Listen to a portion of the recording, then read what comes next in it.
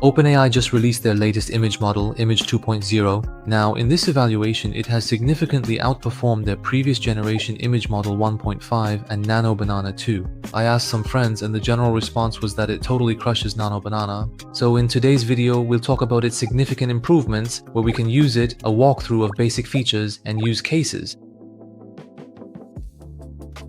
First is accuracy and control. Accuracy and control directly determine whether an image is commercially viable. Let's look at this image generated by GPT-2. It perfectly reflects this characteristic.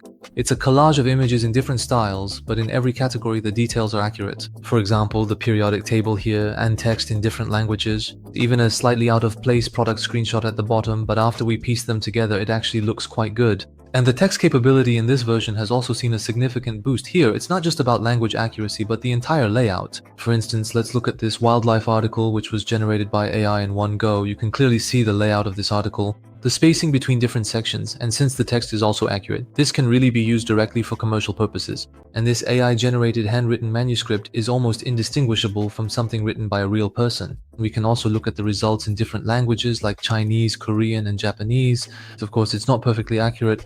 For example, the Chinese in the bottom right corner still has some flaws, but it's really very close.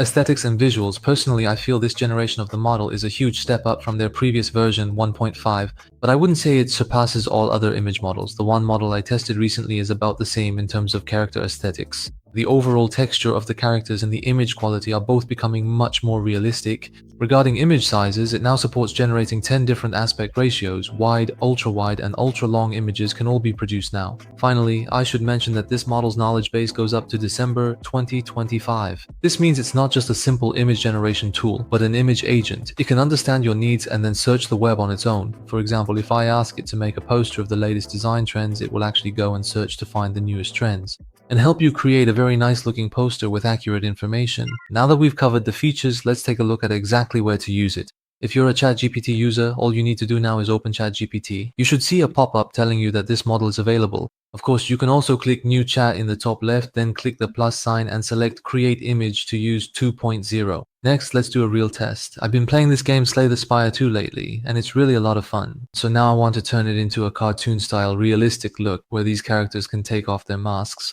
I'll start by asking in text to see if it knows this game, because it was only just released recently. And it looks like it does know. Next, we come to the image generation part. Let's focus on the features. Click the three dots below the image. Inside, there's an option to open a new branch. You can think of it as, when you click this button, it will open a brand new chat window. At that point, whatever you chat about in this new window won't affect the original chat window. Now let's talk about its editing and modification. After clicking the image, we come to this page. On the far left is the history of each modification. In the middle is the image itself that needs to be edited. Below is the text input box. In the upper right corner, you can select the brush to paint, so you can paint over the areas you need to modify. Then we use text descriptions to make adjustments. The aspect ratio in the upper right is for adjusting the size of the entire image, and now it also supports 10 different size types. Finally, when you finish the image, we can click download in the upper right corner to export it. There's one more grand finale case I'd like to show you all. It's how you can get it to produce a complete set of visual and branding materials. For example, let's say we want to make visuals and product images for a rock climbing app. First, we give it a super comprehensive prompt. It includes the design style, the types of products to be produced, posters, comics, landscapes, including rock climbing difficulty diagrams. Notice that in a single prompt, we've already covered different cross-category requirements. This is to verify if this model can produce something comprehensive yet ready for commercial use in one go.